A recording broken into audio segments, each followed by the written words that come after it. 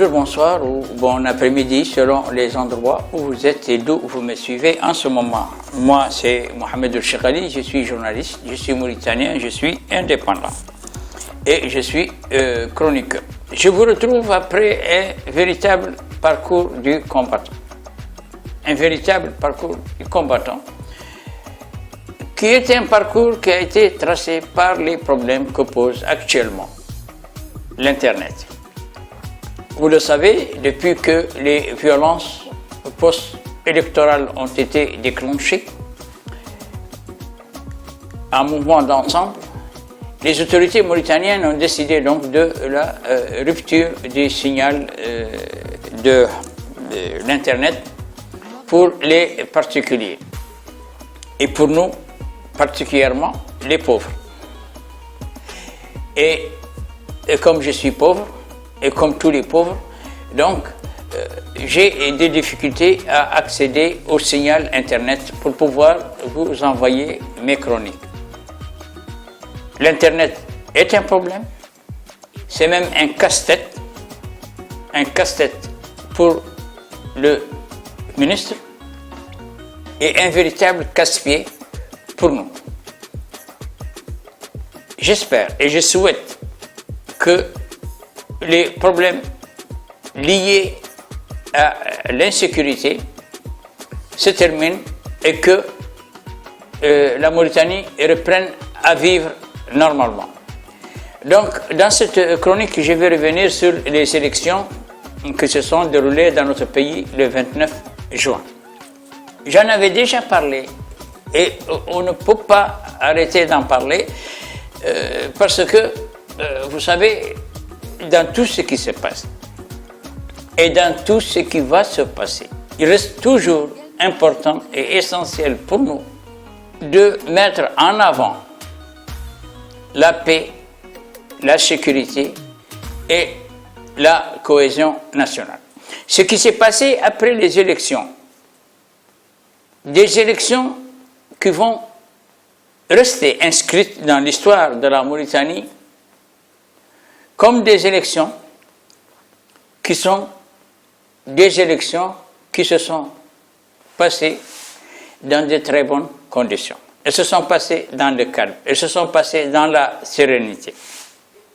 Pour la première fois dans l'histoire de notre pays, dans l'histoire de notre politique, pour la première fois, la CENI a fait un travail excellent.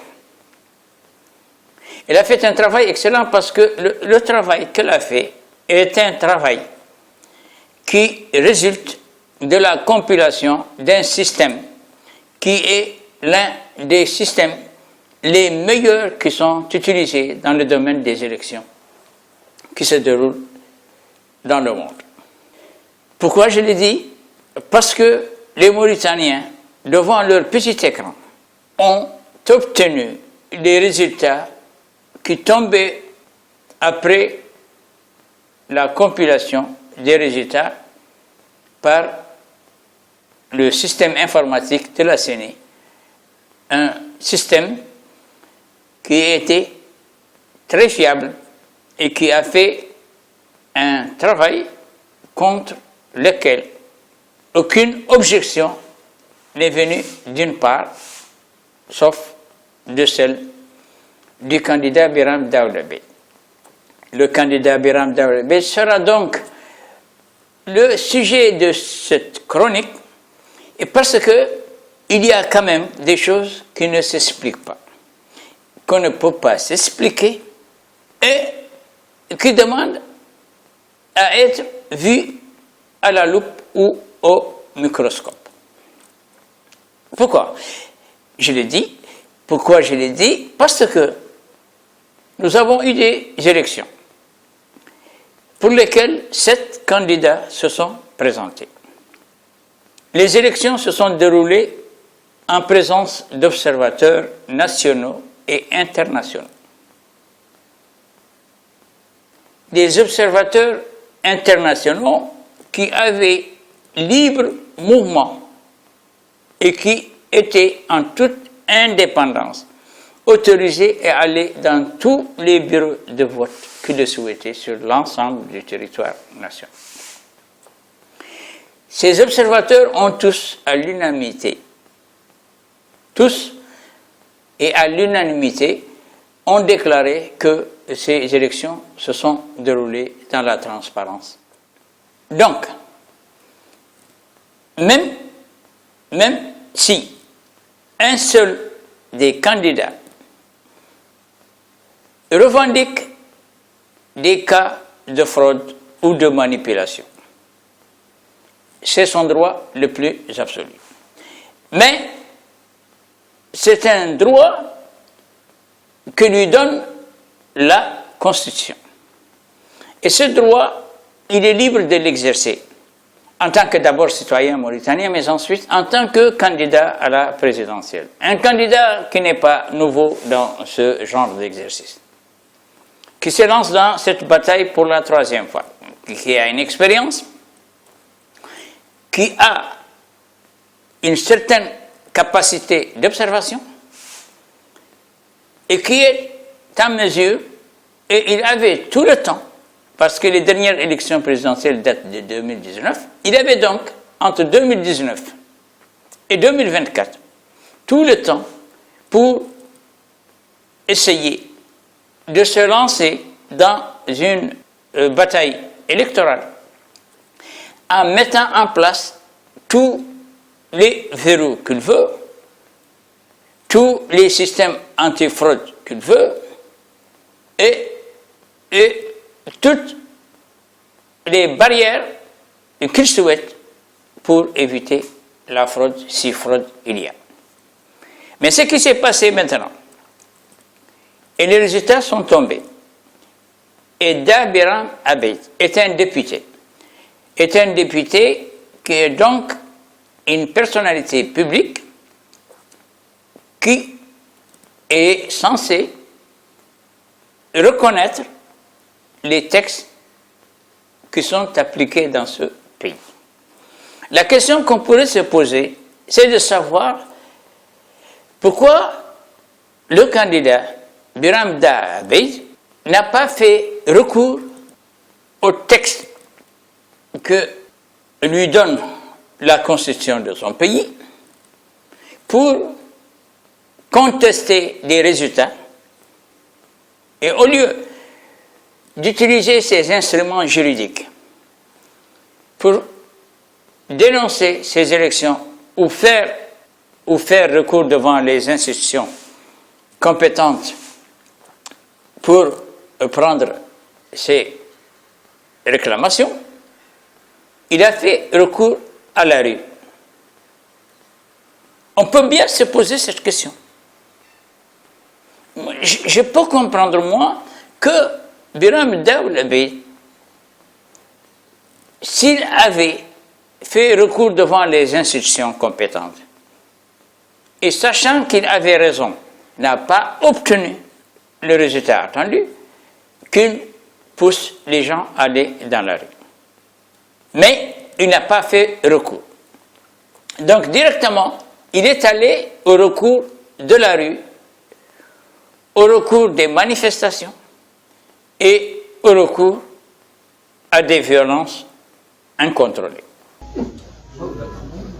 الثاني ما أنا معترفين بيها بلي تكبر الكران الزرق وتشق نصهم كل بيرو تشق نص الكران وتعطيهم للإنصاف يعودوا للإنصاف يدوروا كارتين وثلاثة وأربعة ويدربون في الكيس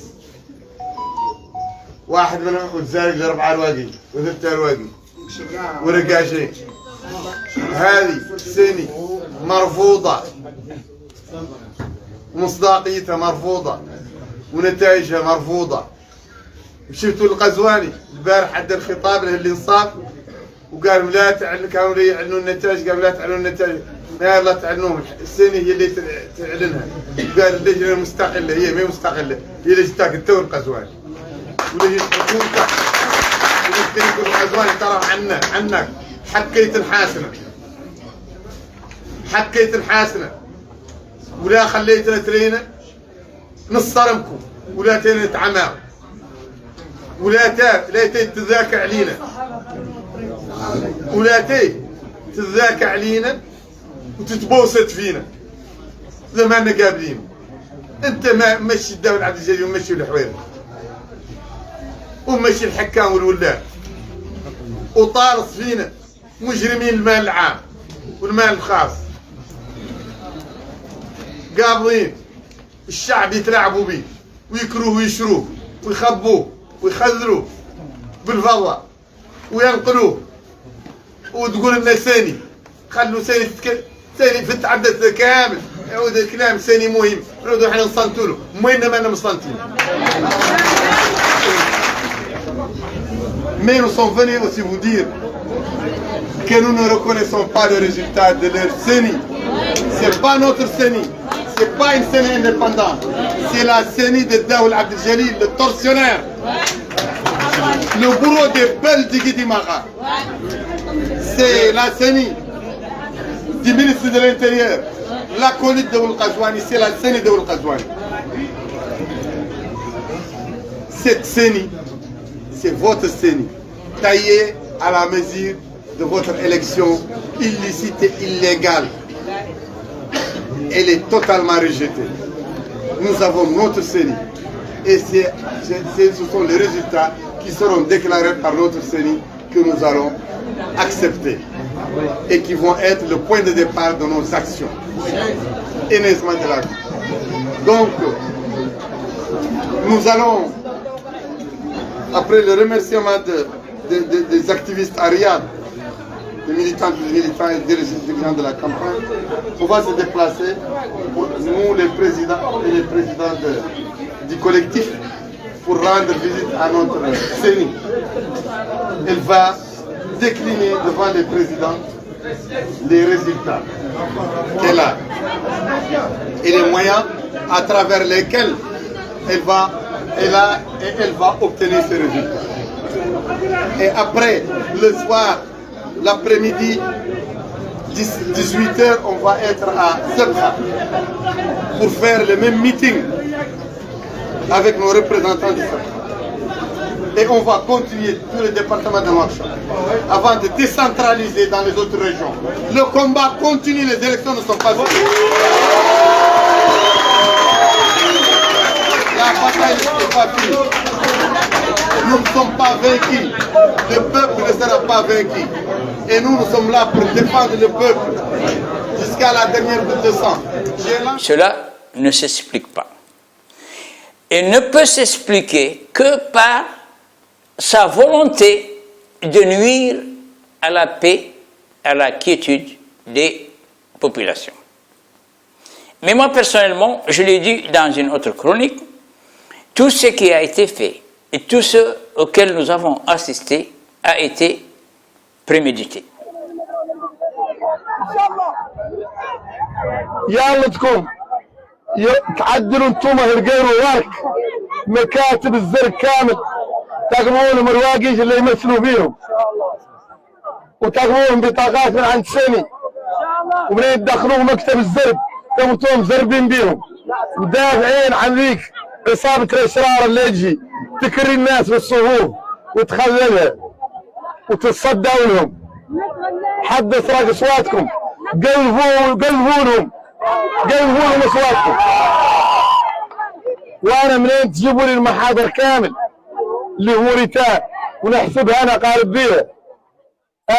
فيها منين تجيبوا لي المحاضر كامل يسوى سيني الزفيفيطه سيني الكذيبه سيني السريريقه ذيك سيني الزفيفيطه والسريريقه.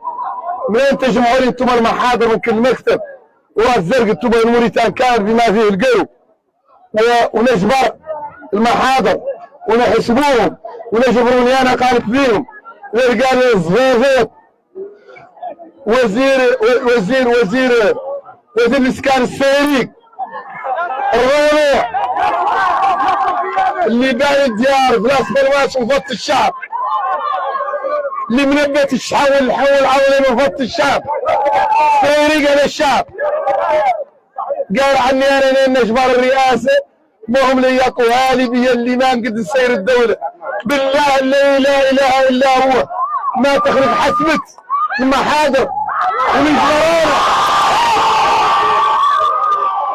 ونجبرانا عندي الأكثرية يتعرض يولي زوايا والله واللي مقاطرة والله واللي مراه ما بطحت ما بطحوا وثلاث حلقات أنا من شهر نفسه جاي هنا. Pour revenir maintenant à la CENI, Biram Daoul Abeid ne reconnaît pas l'impartialité de la CENI. Malgré tout cela, il est allé dans la course. Il est allé dans la course.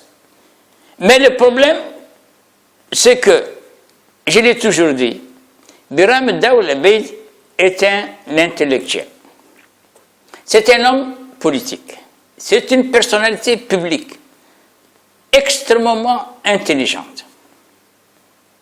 Mais le problème qui se pose pour Biram Daoul Abeid, c'est parce que ce qu'il a comme pouvoir intellectuel, ce qu'il a comme pouvoir politique, il l'utilise de manière malhonnête pour atteindre des objectifs dont l'intérêt est son intérêt personnel.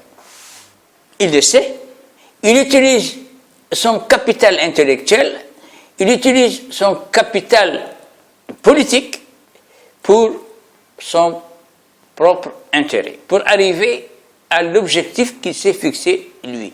Et c'est peut-être, je l'ai dit rapidement, la raison, d'ailleurs c'est la raison pour laquelle le sénateur Youssouf Sylla et lui ont divorcé.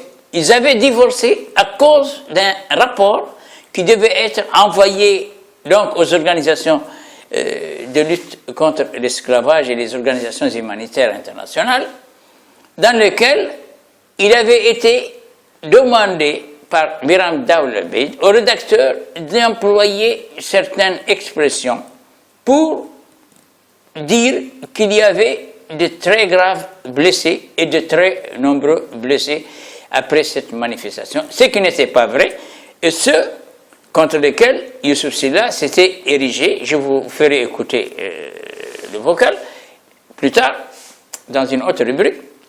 S'était érigé et Youssouf Sylla a dit que la lutte devait être une lutte, mais une lutte à preuve réelle, mais pas avec des informations inventées de toutes pièces. Maintenant, Biram Daoul Abeid, je l'ai dit, est une personnalité publique, politique. C'est un homme extrêmement intelligent. Il est tellement intelligent, et son intelligence, il lui a permis de comprendre, avant même que les élections se déroulent le 29, son intelligence et ses visites sur le terrain lui ont permis de comprendre qu'il ne pouvait pas gagner d'abord les élections au premier tour, ça c'est le premier constat qu'il s'est donné lui-même, et ensuite qu'il ne pouvait pas, malheureusement, faire passer les élections pour un deuxième tour. Pourquoi? Parce que je l'ai dit, et vous vous souvenez de ce barème, de ce sondage que j'avais donné, dans lequel je lui donnais 6%. Et j'ai été tellement naïf d'avoir oublié que Biram était un candidat soutenu par un homme extrêmement puissant en milieu Halpoula. J'avais oublié ce détail, qui était très important, parce que Biram Daoul Abeid était dans une coalition. Cette coalition, elle était d'abord sa propre popularité, qui était en chute libre depuis qu'il a fait la guerre à Ould-Bouamatou, à laquelle il devait ajouter la puissance de Samba Thiam dans le milieu Halpoula, de l'extrême droite mauritanienne. Et en plus de cela, il a pu récupérer ce qui était récupérable de tous ceux qui sont plus proches de Mohamed Ould Abdelaziz que de Ould Ghazouani. Parce qu'il ne faut pas oublier, il faut toujours avoir à l'esprit l'acheminement politique de ce qui a abouti à cette coalition Birama 2024. Vous vous souvenez que l'ancien président, Mohamed Abdelaziz, actuellement en train de purger une peine de 5 ans, pour des faits qui lui sont reprochés et contre lesquels il ne peut pas, et il n'a pas pu, durant tout le procès, apporter un démenti. Mohamed Abdelaziz avait signé une entente, vous vous souvenez, en Belgique, je crois, avec la mouvance des Flammes. Donc, Samba Thiam était un membre influent des Flammes. Et c'est un homme politique, une personnalité publique très populaire dans les milieux halpolars, surtout dans la région du Godemaka et dans certaines localités de proximité de la wilaya de Guédemaka. Et c'est lui qui a boosté Biram Daoul Abeid pour le faire arriver aux 22% qu'il a obtenu. Si Biram Daoul Abeid était parti seul, sans coalition, parce que Kavana, cette mouvance, c'est du folklore. Et c'est du mauvais folklore, et du folklore au mauvais goût, qui ne représente rien, qui n'a aucune popularité. Parce que sa popularité est confondue dans la popularité de Samba Thiam et dans la popularité de Biram Daoul Abeid. Et c'est pourquoi Kavana est une association ou un mouvement politique qui baigne dans la mouvance des Haratines et des Négro-Mauritaniens. Donc on est là en présence d'un phénomène qui fait une coalition ou un mariage de personnes qui peut-être ou normalement n'ont rien de commun, ils n'ont rien à se partager, parce qu'ils n'ont pas d'abord les mêmes raisons et les mêmes buts de la liste, parce que Samba Thiam, lui, ce qu'il veut est très clair. Nous souhaitons être au même niveau d'égalité. On doit traiter les gens avec les mêmes possibilités. Mais nous sommes obligés quand même d'utiliser une langue. Mais c'est pas pourquoi vous voulez m'exclure et vous voulez que je sois toi? Pourquoi voulez-vous que je sois vous? Et vous ne voulez pas être moi? Pourquoi? Au nom de quoi? Vous ne voulez pas que vous reconnaître en tant qu'individu qui existe avec les mêmes droits, mais vous voulez que moi, j'abandonne ce que je suis pour être vous. Pourquoi? Au nom de quoi? Donc, nous avons Mohamed Abdelaziz et ses sympathisants, nous avons le peu de sympathisants de Oulim Rabout, de Kavana, et quelques troubadours qui sont aux États-Unis d'Amérique avec des joueurs de tam-tam de l'intérieur ici du pays. Et cet ensemble a permis à Biram Daoul Abeid d'aller à ces 22%. Donc, je disais qu'il était tellement intelligent pour comprendre qu'il ne pouvait pas d'abord créer les conditions d'un second tour et il ne pouvait pas passer au premier tour. C'est pourquoi, déjà, avant même les élections, il avait commencé à donner le ton de la musique à jouer. Maintenant, nous allons décortiquer ensemble les résultats obtenus au cours de ces élections avec commentaires.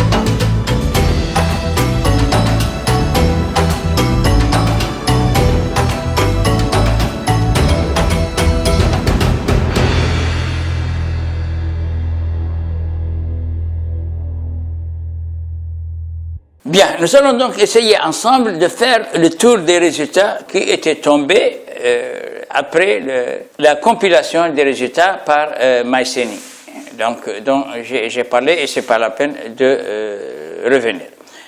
Nous avons donc dans les 3 wilayas de Nouakchott une wilaya où Biram Daoud Abeid a été majoritaire pour 40,36%. Contre 33,94% pour Ghazouani. Ça se comprend. Pas de raison que ça ne se comprenne pas. Parce que là, nous sommes, il y a le quartier Harlem de Nouakchott qui a boosté donc l'électorat de Biram Daoud Abeid. Donc, le quartier Harlem de Nouakchott, vous le savez tous. Nous avons Biram qui, d'après les résultats de la CENI, n'a gagné que dans 2 régions, majoritairement. Donc, dans une wilaya de Nouakchott avec ses 40,36% et à Dakhlet Nouadhibou avec 41,09%. Mais, il y a un mais. Il y a un mais parce que Biram n'est pas, je vous ai dit que Biram n'est pas un fou, il est extrêmement intelligent. Et lui, son soutien, c'est une masse populaire de jeunes qui ne comprennent pas les enjeux politiques d'une telle ou telle situation, qui ne cherchent même pas à comprendre. Ce sont des gens qui sont, je l'avais dit, nés dans un environnement de violence, de liberté, un environnement de laisser-aller et de désordre qui sont comme tous les jeunes dans beaucoup d'autres pays. C'est arrivé en Côte d'Ivoire, c'est arrivé en République démocratique du Congo, c'est arrivé au Sénégal tout récemment, c'est arrivé au Mali, c'est arrivé au Burkina Faso, c'est arrivé au Niger. C'est une mouvance d'une jeunesse qui est née après les années 2002 et après 1989, qui est maintenant une population de jeunes adultes qui ont une volonté politique qui n'est peut-être pas la volonté politique de cette population, c'est-à-dire de leurs parents, qui pour eux appartiennent à une autre génération et se sont toujours trompés dans leur choix politique. C'est donc une jeunesse qui est révoltée, elle est insoumise. Elle est insoumise. Et cette jeunesse insoumise, qu'elle soit de Côte d'Ivoire, qu'elle soit de la République démocratique du Congo, qu'elle soit du Sénégal, du Mali, du Niger, du Burkina Faso, ou d'ailleurs, on l'a vu au Soudan, on l'a vu en Somalie, on l'a vu aussi en Libye. C'est une jeunesse qui est insoumise. Elle est insoumise.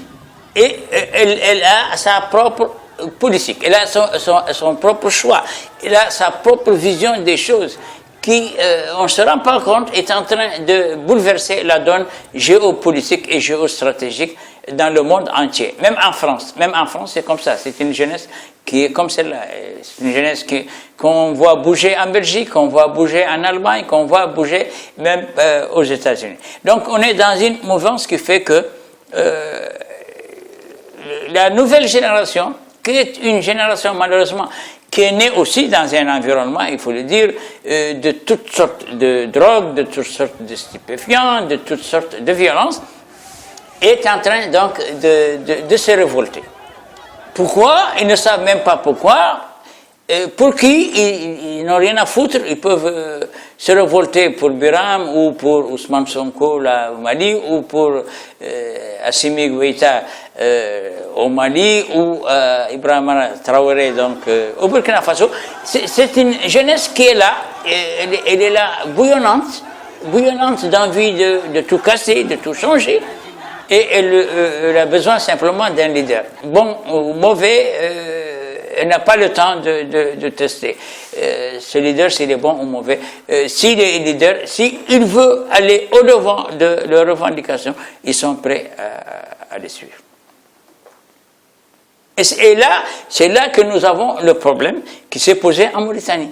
Et le problème s'est posé en Mauritanie parce que cette jeunesse, elle a fait élire Biram Daoula Bey à la majorité de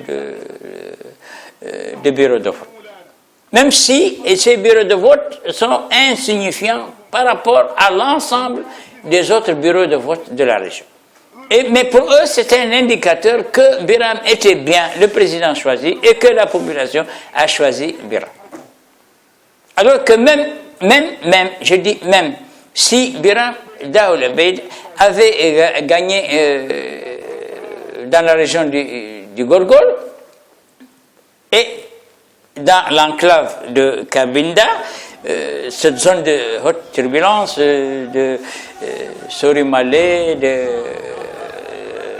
Azlat, Ferala, etc., qui ont été des zones de turbulence à forte densité sismique, même s'il avait gagné dans tous ces bureaux, cela ne signifie pas, ne peut pas signifier forcément qu'il a gagné ces élections. Parce que il est très affaibli dans l'Adrar, il est très affaibli dans les Dohod, il est très affaibli dans le Tagan, il est très affaibli dans le Trarza. Et ça, il le sait.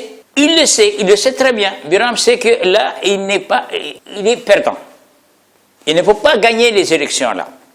Et même pour aller plus loin, Biram Daoula Bey peut rapporter un électorat important dans des bureaux de vote qui sont dans des villes comme Bababé, comme Bagne par exemple, ou Ferala, ou Lexaïba par exemple. Il peut avoir une majorité dans certains bureaux, alors que dans certains bureaux dans les Adouaba, il ne peut même pas espérer avoir une dizaine de voix. Parce que c'est comme ça.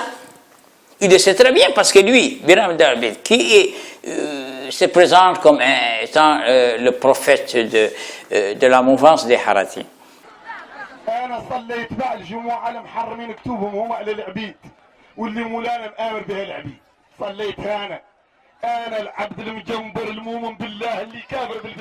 Biram Daoula Bey, qui se présente comme étant le prophète de la mouvance des Harati. Il y a des adouabas en Mauritanie où on ne peut pas mettre le pied. Il ne peut pas mettre le pied dans ces adouabas, qui sont des adouabas de très importante densité de population. Mais Biram Daoula Bey ne peut pas s'aventurer dans ces adouabas-là parce qu'il sait que peut-être il en sortirait en lambeaux. Et ça, les gens ne le comprennent pas. Donc lui, il se met au devant d'une jeunesse qui n'a pas de repère, une jeunesse qui a un environnement où, avec d'autres jeunes, ils se retrouvent sur certains points pour la liberté, pour leur indépendance et pour leur insoumission. Comme par exemple dans les cas de la Mauritanie, nous avons les enfants des événements de 89, les enfants nés après les événements de 89, les enfants de ces familles nombreuses qui ont été victimes des événements de 89, qui eux luttent réellement pour des droits qu'ils ont et qu'ils n'obtiennent pas. C'est une réalité. Ils luttent pour des droits qu'ils ont et qu'ils n'obtiennent pas. C'est des Halpulars. Ils sont très nombreux. Et c'est pour ça qu'on les trouve dans la bande d'Aouzou. Le plus souvent, ils sont dans cette bande d'Aouzou, qui est un peu une partie du Braknan, une partie du Gorgol et une partie dans le Guédimaka. Mais cette jeunesse, ce mouvement des Halpulars qui revendiquent des droits et qui sont des droits réels, eux maintenant, ils gonflent le mouvement des insoumis, des Haradines, qui eux, ils n'ont aucun problème, ils ne cherchent pas de solution à des problèmes qui se posent. Pour eux, mais seulement, c'est des insoumis, c'est des gens qui cherchent à s'opposer à tout régime où ils ne se retrouvent pas. Parce que leur monde de eux, c'est un autre monde un autre monde qui évolue dans un système un peu compliqué. Mais maintenant, si nous regardons de près, et si, par exemple, la police s'amusait à décortiquer les images de ces violences qui ont suivi les élections, ces marches, ces menaces, ils vont retrouver près de 500 et quelques jeunes qui sont des jeunes des repris de justice. Et parmi ces jeunes, peut-être 80 à 70% sont des jeunes qui ont été graciés par le président Ghazouani au cours de ces 5 derniers mois. Parce que c'est des gens qui sont versés dans la violence. C'est des gens qui sont versés dans la violence, qui ne connaissent que la prison, les stupéfiants, la drogue, le viol et tout ça, et qui étaient en prison, qui étaient des récidivistes. Et la justice mauritanienne n'a pas tenu compte de cet élément important pour les laisser croupir dans la prison pour les faits qu'ils ont commis, mais des arrangements entre familles, entre tribus, entre ceci, entre cela, et les mergouilles de la justice ont fait que la justice a mis en liberté près de 400 à 500 délinquants qui se sont versés dans la rue et qui aujourd'hui gonflent ces mouvements de protestation. الفكر البرامي القديم الشرائحي الخطير جدا اللي خلى اثره في الساحه والناس اللي حملت ذاك الفكر المتطرف اللي مشات عن بيرامبي اللي كانت خطاباته في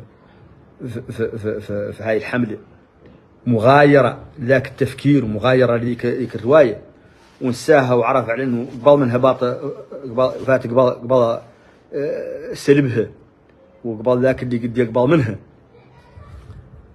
وبالنسبه له فون دو كوميرس وفيا غيرهم موفى به اللي عاد عقيده عندهم وما زالت عندهم ذيك العقيده طاغيه، وخاصه في الناس اللي تلحقوا الناس اللي عدلت هذا اللام خالق 2000 وخالق 2001 و 2002 2003 اللي حملوا الفكر البرامي القديم المتطرف اللي كان تفريقي وكان يحاول انه يأجج الحرب وسعرها بين الشرائح المجتمع الموريتاني.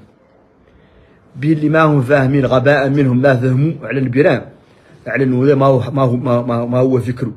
برام مكري على روايه ذكرى يجسدها ويطرحها يا غير بقات عالقه في اذهان شبن الناس اللي ما زالت عقيده عنده ويتعامل بها مع اي شيء، والتهدئه ما تفرع رؤوسهم. تهدئه اللي شربوا كل اللي شربت مشاشته من الحقد على العنصر الاخر. وهذه الطائفه الى ما تجتث ويغسل دماغتها من الخبث اللي دار فيها بيرام اصلا بخطاباته القديمه. دور تم لاش ملاك يخلق احتكاك يخلق ديستابيليزاسيون بلي الله وبلي الله وبلي الله. الساني الانصاف، الساني والحويرثي، الساني والقزواني ما لنا معترفين به. وبالنسبه لنا والقزواني مورا. Nous, on a une capacité de résister. Et nous résisterons jusqu'au bout. Mais beaucoup d'autres gens, d'autres partis, d'autres mouvements, d'autres organisations avant nous, et qui sont présentes actuellement, n'ont pas cette capacité de résistance. Oui. Vous résisterez jusqu'au bout, comme vous l'avez dit. Jusqu'où vous pourrez aller par rapport à cette résistance-là? On résistera jusqu'à la déconstruction totale et l'abolition du système raciste et esclavagiste qui nous gouverne ici en Mauritanie. Sur le terrain, dans le rue, dans les espaces, et on va faire la désobéissance civile et on va diriger le peuple jusqu'à notre martyr, jusqu'à ce que nous mourons, pour que le peuple soit affranchi. Je reviens sur...